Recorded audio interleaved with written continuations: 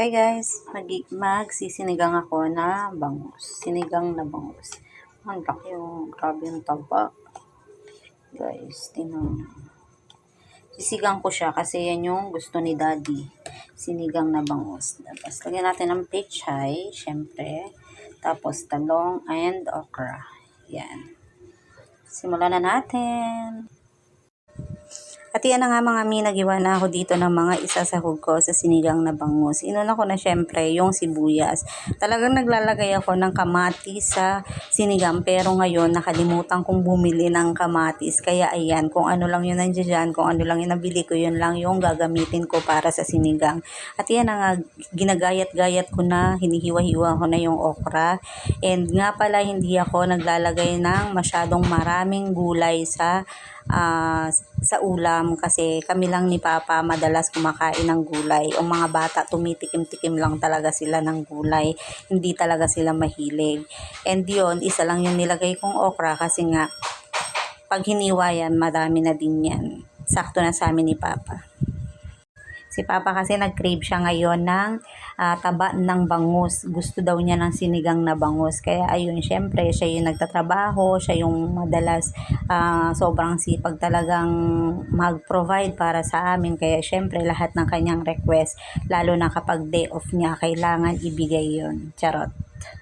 Kaya naman talagang pumunta agad kami sa Talipapa. Bumili kami ng malaking bangus. At yan na nga ang aming uulamin for today's video. Yan siya mga mi. Ang laki ng ulo niya. Ang laki ng binili namin. Siguro mga nasa 180 yan yung isang piraso na yan. At syempre, hindi naman talaga mawawala sa sinigang ang gulay na pechay.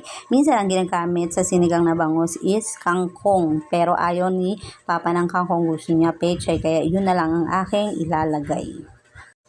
Yan nga, tinanggalan ko na ng dulo para hugasan na. Yan ang aking mga rekado sa aking sinigang na bangus.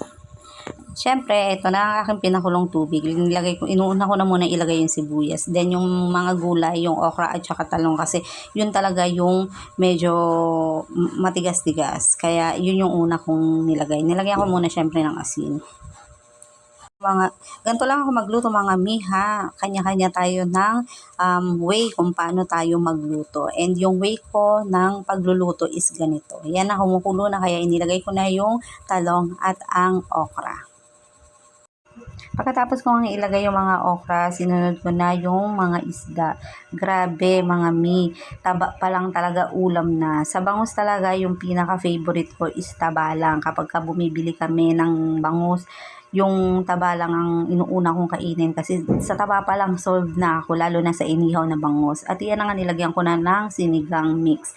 Talagang kapag nagsisigang ako mga mi, hindi ko siya nilalagyan ng sinigang mix na marami kasi gusto ng mga bata is hindi sobrang asim. Ayaw nila ng sobrang asim, basta malasahan lang nila ng sinigang siya, okay na yon. Nilagyan ko na nga pala ng magic and yun, sinunod ko na rin yung pechay. At yan na nga mga mi, kumukulo na siya. Antayin lang natin lumambot yung mga gulay, then okay na yan kasi hindi siya pwedeng sobrang lutong-luto kasi madudurog yung isda. Grabe mga mi, yung taba ng bangus, sobrang sarap nito kapag naluto. Aminin nyo mga mi, kayo din. Marami sa atin ang favorite ay taba ng bangus. Diba? Ayan, kumukulo na siya. Antayin na lang natin lumambot yan. Konting kulo-kulo na lang yan. Then, ox na yan. At yan na nga, mga mi, naluto na. Ang sarap ng taba. At yung kay daddy dyan, ulo talaga kasi yung gusto niya. Yun lang, mga mi. Sana nag-enjoy kayo. Thank you for watching.